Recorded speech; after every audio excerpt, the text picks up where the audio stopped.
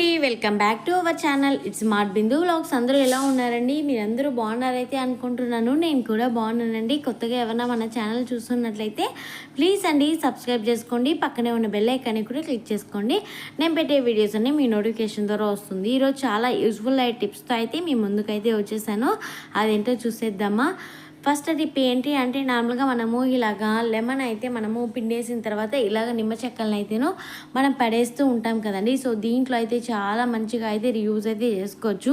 So మనము ఇలాగా lemon పిండేసిన నిమ్మ చెక్కలైనా పర్వాలేదు, లేకపోతే ఒక్కొక్కసారి లెమన్ అంతా కూడా మనము ఒక్కొక్కసారి బయట పెట్టేసి ఉంటే అది కొంచెం బాగా ఎండిపోయి ఉంటుంది అనమాట. సో ఆ తర్వాత దాన్ని ఎందుకు యూజ్ అవ్వదని మనం పడేస్తూ ఉంటాం అనమాట. సో దాన్ని కూడాను మంచిగా అయితే రీయూజ్ అయితే చేసుకోవచ్చు అనమాట. ఇలా నిమ్మ చెక్కలను అయితేను మంచిగా మనం కట్ చేసుకున్న తర్వాత జ్యూస్ అంతా తీసేసిన తర్వాత కూడాను దాంట్లో అయితే కొంచెం అంత జ్యూస్ కూడా ఉంటాయి అనమాట. లెమన్ జ్యూస్ అంతా కూడా కొంచెం కొంచెం ఉంటుంది.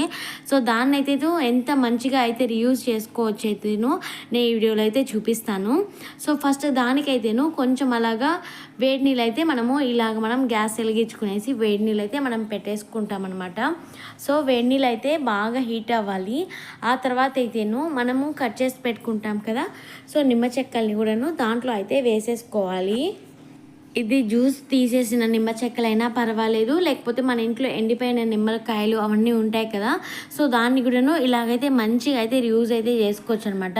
ఇది వేడి నీళ్ళలో కొంచెం ఒక 10 నిమిషాల పాటు మనం అలా పెట్టుకున్నామంటేను అది బాగా మరుగుతుందనమాట. వాటర్ అంతా కూడాను బాగా బాయిల్డ్ అవుతాయి అన్నమాట. ఇలాగ మంచిగా అయితే బాయిల్డ్ అవ్వాలి. ఆ నిమ్మ చెక్కలు కూడాను మంచిగా సాఫ్ట్గా అయిపోతాయి అనమాట. మనకి వేసేటప్పుడు కొంచెం గట్టిగా ఉంటుంది. ఆ తర్వాత కొంచెం ఇలా వాటర్లో అయితే వేసేసుకున్న తర్వాత కొంచెం ఇలాగ బబుల్స్ వచ్చిందంటేను మంచిగా సాఫ్ట్గా అయిపోతాయి అనమాట ఆ నిమ్మకాయలంతా కూడాను. సో ఇలాగైతే మంచిగా అయితే బాయిల్డ్ అవ్వాలన్నమాట. ఇదైతేను మంచిగా మనకి క్లీనింగ్ పర్పస్కి అయితే చాలా అంటే చాలా బాగా మంచిగా అయితే యూజ్ అవుతుందండి. ఒకసారి ఈ వీడియోని అయితే స్కిప్ చేయకుండా చూడండి, చాలా వరకు అయితే యూజ్ అవుతుంది. సో ఫస్ట్ అయితేను ఇలా మంచిగా అయితే బాయిల్ చేసుకున్న తర్వాత ఒక 10 మినిట్స్ మంచిగా బాయిల్ చేసుకున్న తర్వాత అయితేను గ్యాస్ అయితే ఆఫ్ చేసేసాను అనమాట. ఈ లిక్విడ్ అయితేను మనకి వెసిల్స్ వాష్ చేసినప్పుడు, తర్వాత ఏదైనా నాన్ వెజ్ అవన్నీ చేసినప్పుడు కూడా మంచిగా అయితే యూజ్ అవుతుంది.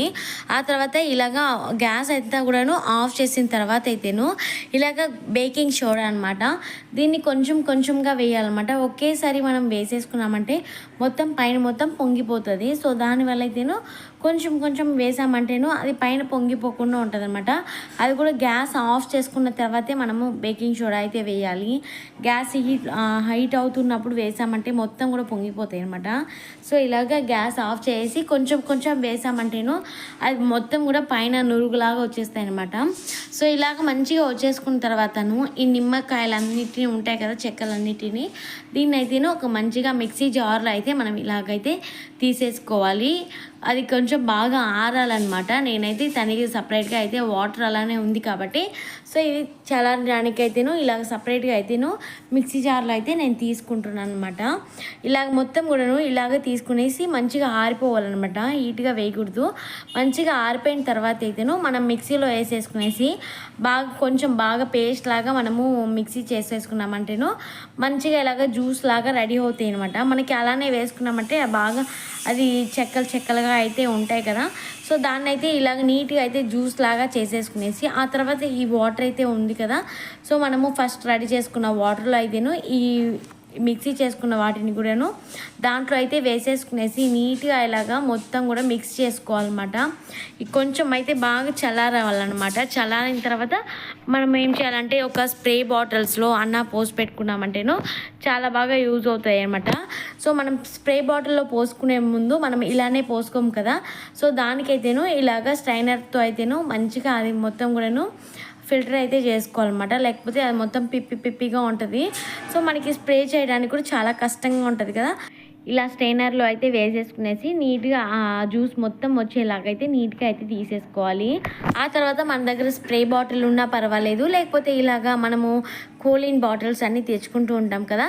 సో అలాంటి బాటిల్ ఉన్నా కూడా పర్వాలేదనమాట, స్ప్రే బాటిల్ ఉన్నా కూడా పర్వాలేదు. ఈ రెండిట్లోన వేసేసుకునేసి ఈ లిక్విడ్ మొత్తం కూడాను ఈ వాటర్ అనమాట ఇలాగైతేను బాటిల్లో మొత్తం కూడాను ఇలాగైతే వేసేసుకోవాలి. ఆ తర్వాత ఇదైతే కొంచెం లెమన్ స్మెల్ అయితే వస్తూ ఉంటుంది కదా.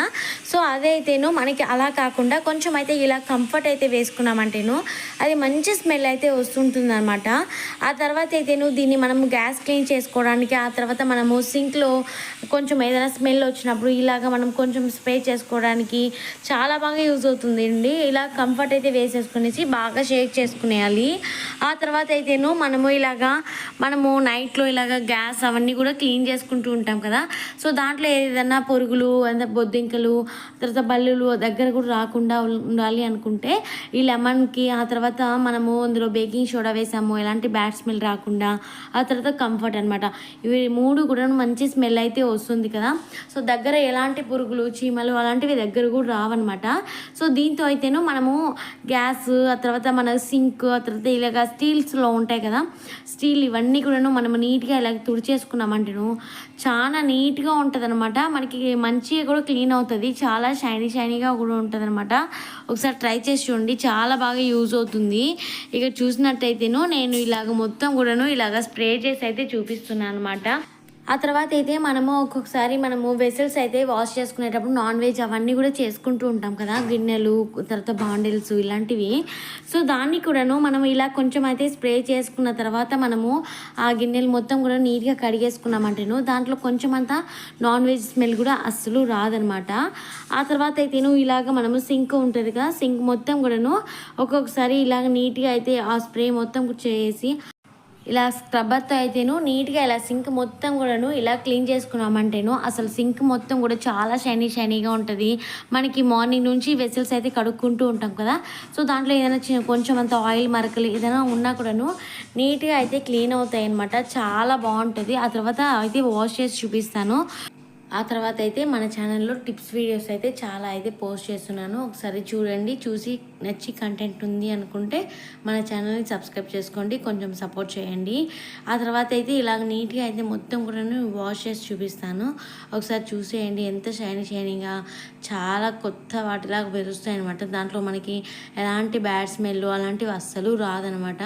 సింక్లో ఏదైనా బొద్దింకలు వచ్చేలా ఉంటే కూడాను అది కూడా రాకుండా ఉంటుంది. మనకి సింక్ మొత్తం ఎప్పుడు నీట్గా ఉంటేను ఎలాంటి బొద్దింకలు అలాంటివి ఏమీ రాకుండా ఉంటాయి అనమాట. ట్రై చేసి చూడండి. ఇదండి ఈరోజు వీడియో అయితే. వీడియో నచ్చినట్లయితే ఒక చిన్న లైక్ అయితే ఇవ్వండి. Thank you for watching. Bye, take care.